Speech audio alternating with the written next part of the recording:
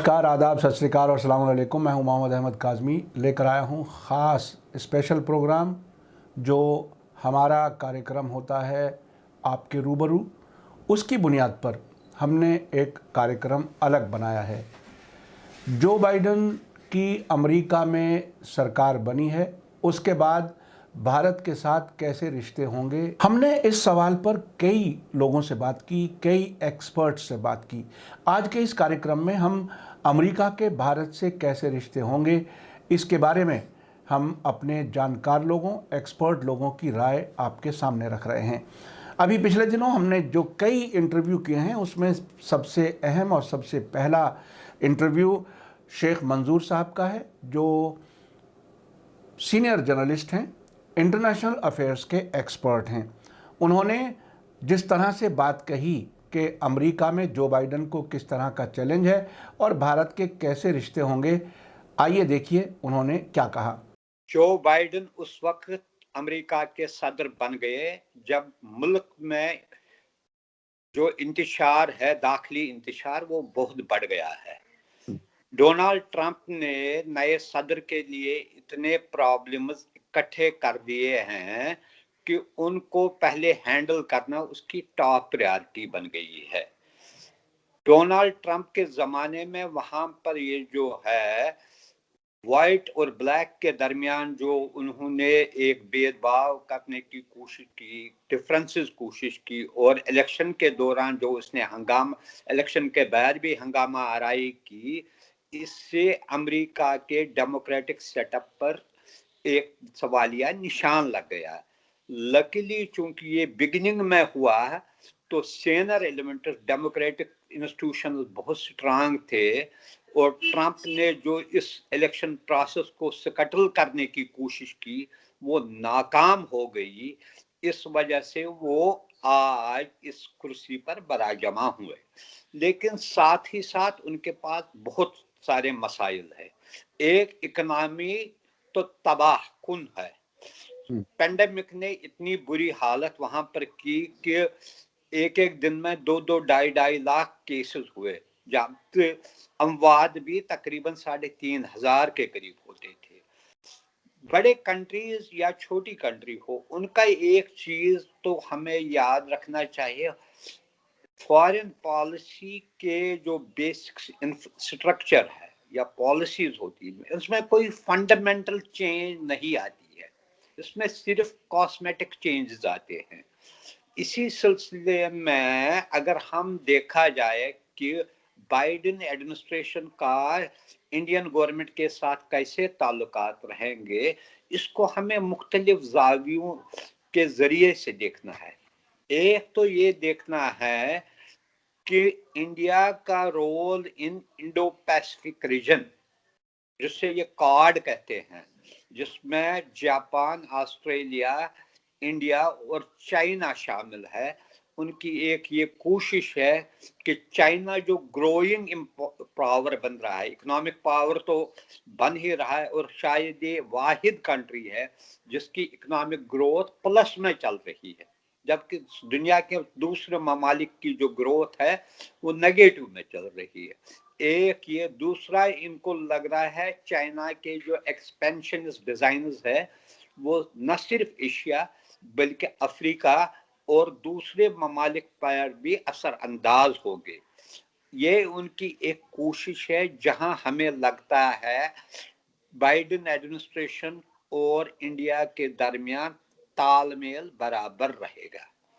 America हमेशा इस कोशिश में रहेगा कि चाइना जो है, इसको अभी रिपोर्ट आया था IMF और दूसरे फाइनेंशियल इंस्टीट्यूशंस का कि by 2028 China will be the biggest, सबसे बड़ी इकोनॉमी इन द वर्ल्ड, जो अमेरिका या उसके अलाइज वो नहीं चाहते हैं। इसलिए वहां पर इंडिया का रोल उनके लिए बहुत अहम है। अब हम लेकर के चलते हैं आपको अली जाफ़र जैदी साहब की तरफ, जो लंदन में रहते हैं, पाकिस्तान के पीपल्स पार्टी के फाउंडर मेंबर्स में से हैं और लंबे अरसे से लंदन में रहते हैं। वहाँ भी उन्होंने इलेक्शन लड़ा है और एक्टिव पॉलिटिशियन भी हैं, اور کمنٹیٹر بھی ہیں۔ علی جعفر زیدی صاحب نے ایک پاکستانی ہونے کے ناطے بھارت اور امریکہ کے درمیان کیسے تعلقات ہوں گے جو بائیڈن کے دور میں، اس پر کیا کچھ کہا، آئیے ان کی زبانی سنیں۔ جی بہت شکریہ کاظمی صاحب۔ تبدیلی کی توقع تو پوری دنیا میں کی جا رہی ہے، لیکن جو مسائل ٹرمپ چھوڑ گئے ہیں اور یا پیدا کر گئے ہیں اس کو ریورس کرنا ان کے لیے کتنا آسان ہوگا یہ ابھی سمجھنے کی بات ہے۔ اور ہم نے دیکھا کہ ہندوستان کو اس خطے میں جو ہیجمونک رول دیا گیا ہے اور امریکہ کا جو فرنٹ مین کے طور پہ بالخصوص چائنا کے مقابلے میں بھارت کو کھڑا کیا گیا ہے، اور بھارت اب امریکہ کا اسٹریٹجک اینڈ ملٹری پارٹنر ہے، اور یہ ڈیولپمنٹ جو ہوئی ہے اس کے نتیجے میں اس خطے میں جو بیلنس تھا وہ ڈسٹرب ہو گیا ہے۔ اور اس کی ایک وجہ یہ بھی ہے کہ جو بھارت کے نیبرنگ کنٹریز ہیں ان میں سے اس کے تعلقات کسی کے ساتھ بھی ٹھیک نہیں ہیں، اور بھارت کے اپنے اندر بھی جو معاملات ہیں وہ بے حد خراب ہیں، افراتفری کا شکار ہیں لوگ۔ اور مودی صاحب نے جو وہاں ہندوتوا کے حوالے سے نفرتیں پیدا کر دی، اور پھر کشمیر کے حوالے سے جو لاسٹ ایئر انہوں نے اقدام اٹھائے ہیں، تو اس سے دنیا میں بھارت کا جو چہرہ ہے وہ بہت بھیانک اور بہت نیگیٹو انداز میں آیا ہے۔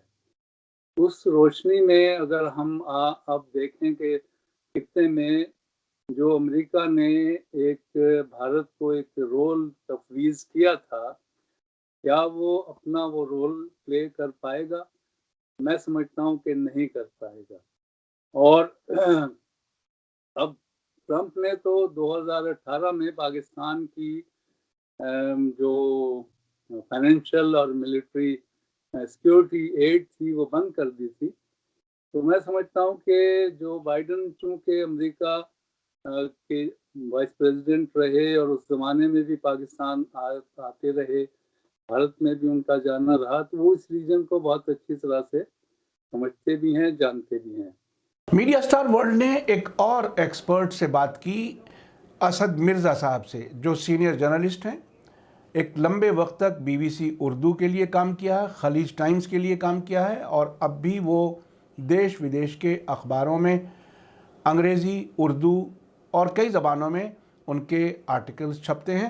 آئیے دیکھیے ان کا کیا نظریہ ہے کہ بھارت اور امریکہ کے بیچ میں کیسے تعلقات رہیں گے۔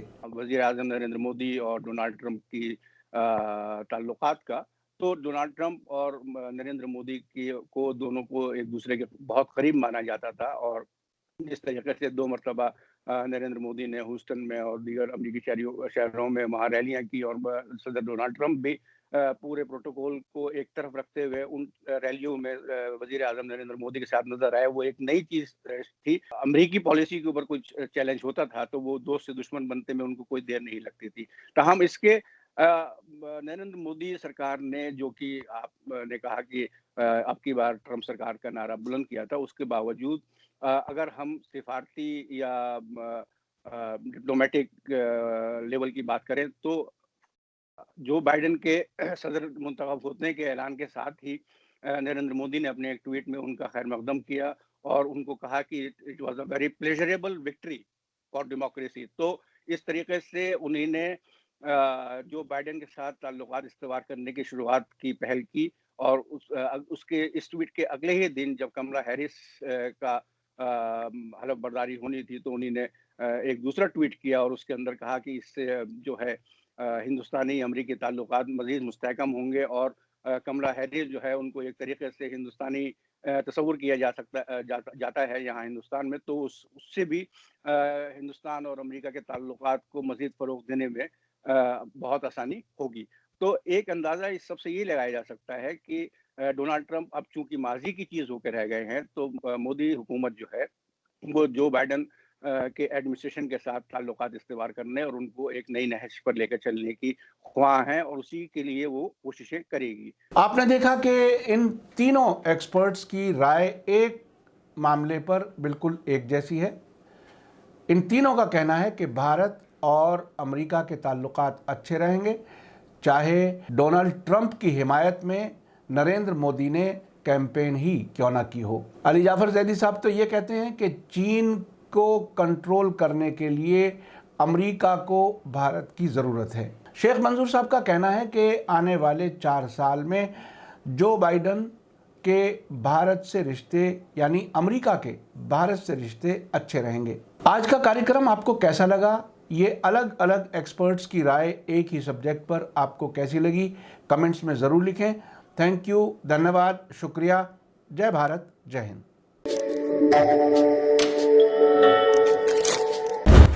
मीडिया स्टार वर्ल्ड के और वीडियो देखने के लिए हमारे चैनल को सब्सक्राइब करें और सीधे नोटिफिकेशन पाने के लिए बेल आइकन दबाएं। और अगर हमारी खबर सच्ची और अच्छी लगे तो अपने व्हाट्सएप, इंस्टाग्राम, फेसबुक और ट्विटर अकाउंट पर ज़रूर शेयर करें।